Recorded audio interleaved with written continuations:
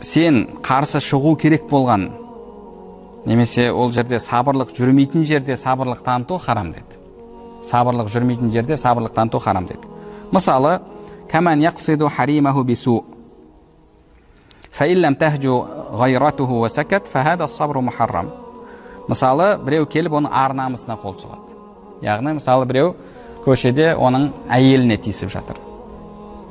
Немесе әпкесіне тиісіп жатыр, қарындасына тиісіп жатыр, анасына тиісіп жатыр. Сол жерде оның қызғанышы оянбаса, үндемей қалса, немесе сабыр деп, қой мен сабырлық етейін, сабырлы болғандарды Алла жақсы көреді деп етіп тұратын болса, имам Ғазали рахмаллаху айтады, бұл харам сабырлық деді. Яғни ол жерде сенің ар-намысың ол жерде оянуы керек. Ол жерде сен қызғанышың оянуы керек. Сол жерде оған былайша айтқанда заступаться етуің керек. Яғни қорғауың керек, өзің ар-намысын қорғауың керек. Ар-намысын қорғап жатып өліп кететін болсаң, шәһидсің сен. Ар-намысыңды қорғап жатып өліп кететін болсаң, шәһидсің. Пайғамбарымыз саллаллаху алейхи ва саллям айтты ғой: "Ман қутила дуна ирдихи фахуа шахид." Кім өзінің ар-намысын қорғап жатып өлетін болса, ол шәһид деді. Кім дүние мал-мүлкін қорғап жатып өлетін болса, ол шәһид деді.